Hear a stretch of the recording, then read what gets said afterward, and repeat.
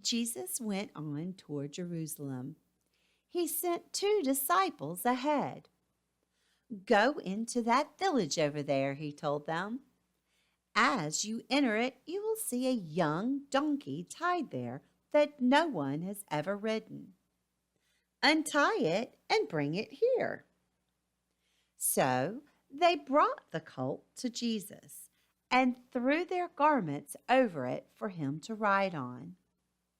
As he rode along, the crowd spread out their garments on the road ahead of him. All of his followers began to shout and sing as they walked along, praising God for all the wonderful miracles they had seen. Blessings on the King who comes in the name of the Lord. Peace in heaven and glory in highest heaven. Luke 19:28 through 38. The Donkey That No One Could Ride by Anthony DeStefano. Illustrated by Richard Cowdery.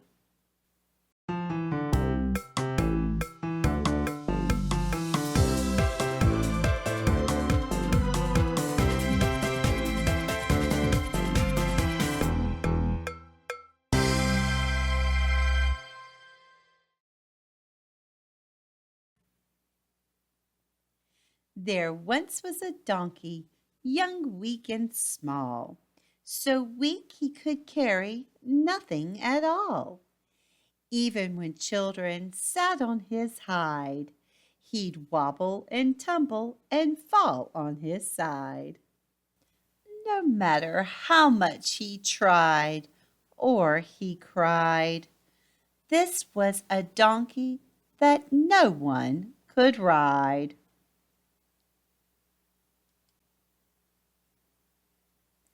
He couldn't haul stones, he couldn't dig ditches, or carry rich men with their big bags of riches.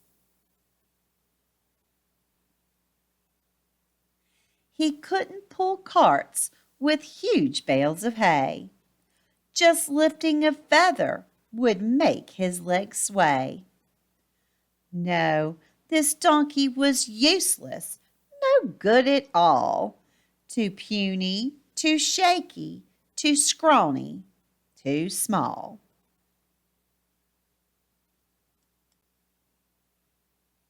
Now the donkey's owner was quite mean and tough. He said to the donkey, "I've had quite enough." He pointed his finger and said with a huff, "You can't lift a person, no matter how light, so take all your things and get out of my sight. Go away from here, donkey, go away and just hide. What use is a donkey that no one can ride?"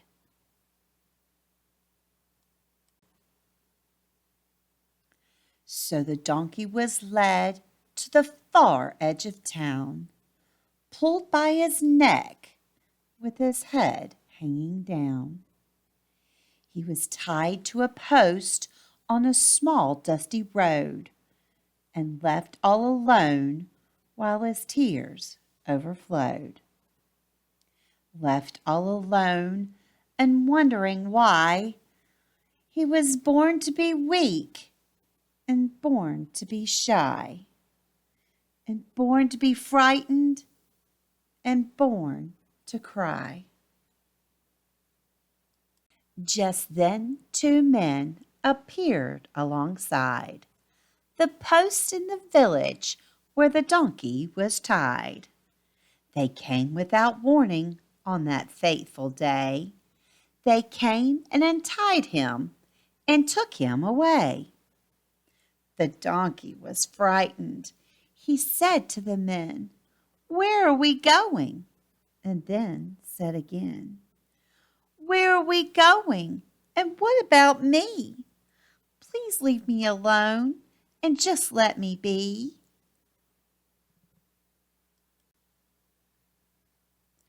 "Keep quiet," the men said. "We mean you no harm. Just follow us quickly. no cause for alarm. They walked on for miles and miles until they got to a town at the foot of a hill. At the foot of the hill stood a man tall and thin, wearing a cloak and a beard on his chin. He had eyes that seemed sad and long darkish hair, and a voice soft and gentle that floated on air. He said to the donkey, "It's time that you knew about the great thing that you're destined to do. You'll carry me into the city, we two. Into the city I'll ride atop you."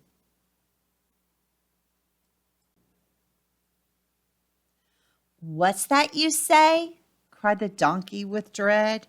"There's simply no way. You've been misled. I'm just a small weakling. You must go ahead and look for another to take you instead. You see, I'm just hopeless. Ever since I was born, I've been subject to insults and teasing and scorn. My back's somewhat crooked. My legs aren't strong.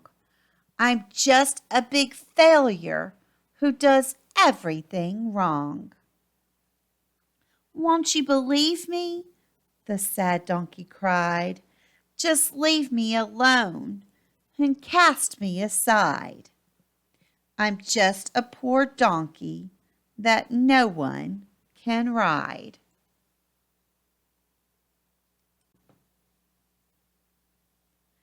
The man looked at him with a face that was wise, with a warm, tender smile and love in his eyes. And then, in a calm and mysterious way, he opened his mouth and started to say, "My help is enough. It's all that you need. It's all you require in life to succeed. The weaker you are, the more strength I give. I'll be there to help you as long as you live. I know you feel tired and frightened and broken. But do you believe these words that I've spoken? Do you believe, I ask you again? Do you have faith I can heal you, my friend?"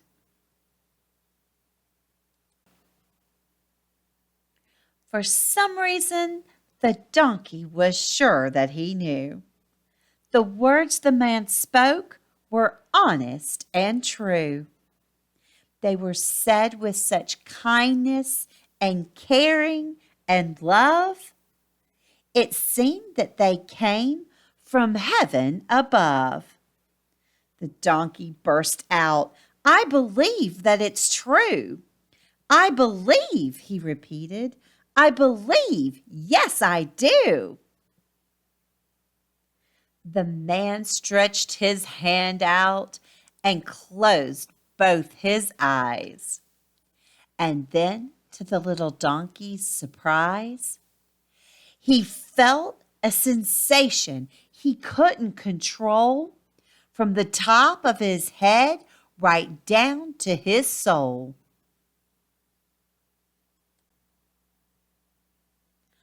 All of a sudden, he realized that now his body was stretching and changing somehow. Most amazing of all, at that very hour, the donkey began to sense he had power. He didn't feel small or weak any longer. Instead, he felt stronger and stronger and stronger. He could feel in his body the energy flowing. He could see with his eyes that his muscles were growing. His back felt like iron His legs felt like steel. His chest felt so strong. It just couldn't be real. It's a miracle, the donkey cried out. A miracle beyond any doubt. In order to show all the thanks that he felt, the donkey bowed his head down and knelt in front of the man who made him so strong, with a beard on his chin and hair that was long.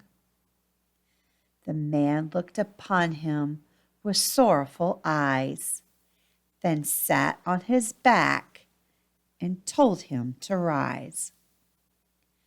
We're bound for that city that's west of the hill. I have a great mission I need to fulfill. The donkey got up. His tears had all dried. With big bulging muscles, he started to stride. No longer a donkey that no one could ride. He now had courage and power and pride. He started to stride. He started to run.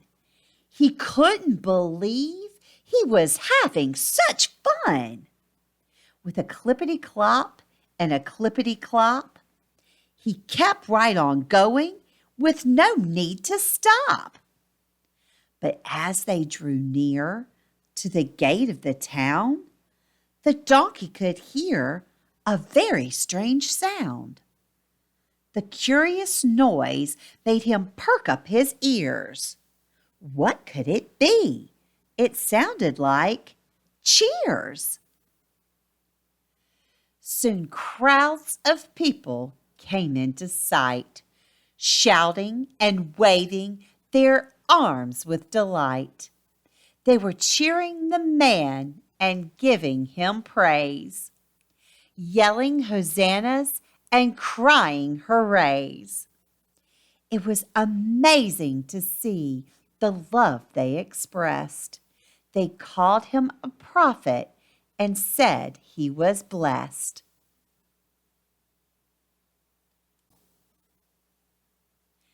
In front of the donkey, they threw with their arms flowers and garments and branches and palms.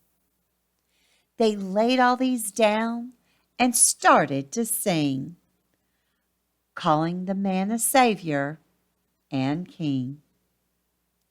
The donkey was happy, gone were his tears.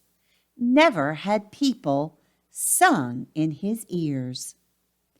Never was there a moment so sweet as carrying a king with palms at his feet.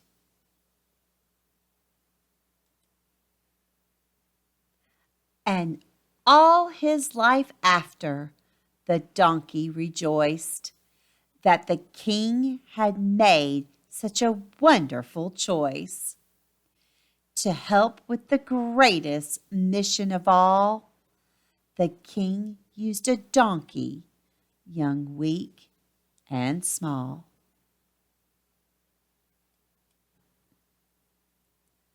So every year at Easter time, renew your hopes again. Remember how a little faith can give you strength, and then gather all your friends around and tell the tale of when a tiny donkey carried God into Jerusalem. The end. I hope you've enjoyed this story. The donkey that no one could ride. Grandma loves this story. It has a lot of meaning to it. In the story, the donkey had very big dreams, but he was so little and everyone picked on him. So he thought he'd never amount to anything. And I know sometimes you feel like that too. You might feel like you're so little, and there are other friends, people at school that are bigger than you, and you might get picked on too. But just like Jesus told the donkey, if you have faith in him, you can do anything. And the donkey believed that Jesus could give him strength. And in believing in him, he gained all the power and the strength he always wanted. So if you believe in Jesus, you too can have the strength and the power to accomplish your dreams. You can do anything with the help from Jesus. You just have to ask him. And we ask him most of the time in prayer. But you don't have to actually sit there and pray. You can just talk to him. You can talk to God or Jesus anytime you want. And you can ask him for help. It's not bad to ask for help, just like you would ask your mom and dad for help or your friends. You can ask Jesus for help too. And when you do that, Jesus listens and he'll help you and he'll make you feel big and strong. Now, I want you to right now just think of something. Just think of something, a big dream, maybe what you want to be when you grow up. And just ask Jesus to help you grow big and strong so you can accomplish your dreams. Now, make sure you click that like button and let Grandma know how much you enjoyed this story. Make sure you come back for more stories. Bye, Grandma.